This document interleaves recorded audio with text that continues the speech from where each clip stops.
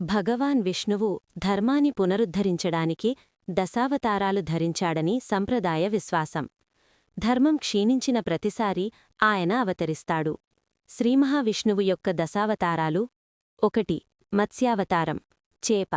ప్రళయ సమయంలో వేదాలను మరియు మానవజాతిని రక్షించాడు. 2. కూర్మావతారం, తాబేలు. సముద్ర మథన సమయంలో మందర పర్వతాన్ని తన వెన్నుపై మోసాడు. 3. వరాహావతారం, పంది, అడవి పంది.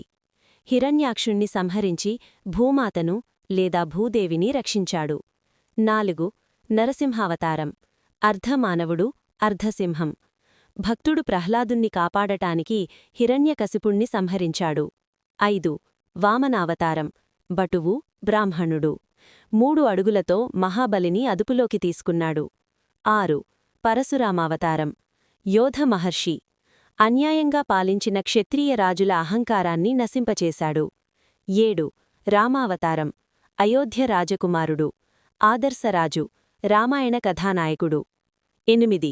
కృష్ణావతారం, దైవిక రాజనీతిజ్ఞుడు. మహాభారతంలోని ప్రధాన పాత్ర, భగవద్గీత ఉపదేశకుడు. 9.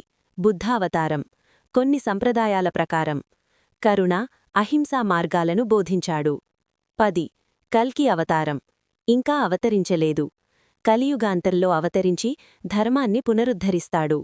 కొన్ని సంప్రదాయాలలో బుద్ధుని స్థానంలో బలరాముడిని 9వ అవతారంగా పేర్కొంటారు.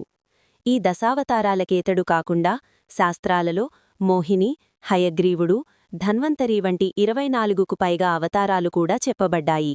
వీడియో నచ్చితే లైక్, షేర్ అండ్ సబ్స్క్రైబ్ చేయండి.